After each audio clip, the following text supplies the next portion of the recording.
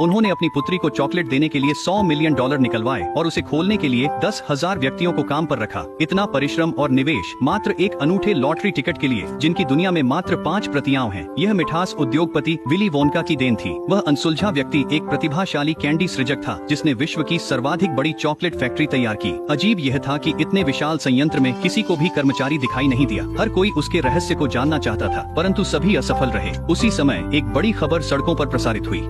5 सुनहरे टिकट, भाग्यशाली विजेताओं को फैक्ट्री का दौरा करने और एक रहस्यमय पुरस्कार जीतने का मौका मिलेगा। ये खबर तुरंत वैश्विक ध्यान आकर्षित की। तो जिस दिन चॉकलेट बिक्री पर गई, अनगिनत लोग बेतरतीबी से हाथापाई करने लगे। बड़ी मात्रा में सोल्ड प्रोडक्ट्स के साथ देश भर से भाग्यशाली विजेता। पहला विजेता एक मोटा आदमी जर्मनी से है। उसकी कोई खास क्षमता नहीं है, पर वह खा सकता है। वह हर दिन हजारों पैकेट चॉकलेट खाता है। उसकी तुलना में वह बस एक भयानक मशीन है। दूसरा विजेता काफी शालीन है। वह इंग्लैंड के सबसे अमीर आदमी की राजकुमारी है। उसकी विशेषता एक चिड़चिड़ा होना। उसके पिता उसे जो चाहिए वह सब कुछ खरीदते हैं। यह एक ईर्ष्या की बात है। तीसरा विजेता एक अलग कहानी है। उसकी सुपर IQ 180 है। उसे सिर्फ निर्माण की तारीख मालूम होनी चाहिए। वह सटीक स्थान का पता लगा सकता था जहां कूपन था। 4 था भाग्यशाली विजेता भी उतना सरल नहीं है। वह एक सुनहरे बालों वाली अमेरिका से है। उसकी माँ ने उसे सब कुछ में पहले बनने की शिक्षा दी है। उसके कमरे में ट्रॉफियों से भरा पड़ा है। उसने 2 साल तक एक टुकड़ा गम चबाया। वह सोने का टिकट जीतने में इतनी रुचि नहीं रखती थी, पर वह अंतिम रहस्यमय पुरस्कार जीतने के लिए दृढ़ थी। टीवी पर विजेताओं को देख रहे चार्ली को ईर्ष्या हुई। वह वोनका के बारे में अपने दादा से सुनकर बड़ा हुआ था। वह अपने दिल में वोनका को लंबे समय से आदर्श मान रहा था। उसने टूथपेस्ट कैप्स से एक मॉडल फैक्ट्री भी बनाई थी। उसका सबसे बड़ा सपना फैक्ट्री का दौरा करना था, पर यह एक अव्यावहारिक सपना था। चार्ली का परिवार बहुत गरीब था। पूरा परिवार एक छोटे जर्जर कमरे में रहता था। वे सस्ते गोभी सूप पर जीवन बसर करते थे और उनके 4 बीमार बूढ़े थे। उन्हें विलुप्त होने के कगार पर धकेला गया था, पर परिवार बहुत अच्छे से मिलजुल कर रहता था। उन्होंने टीवी पर राइफल के बारे में पता चला और परिवार ने चार्ली को एक मौका देने का फैसला किया।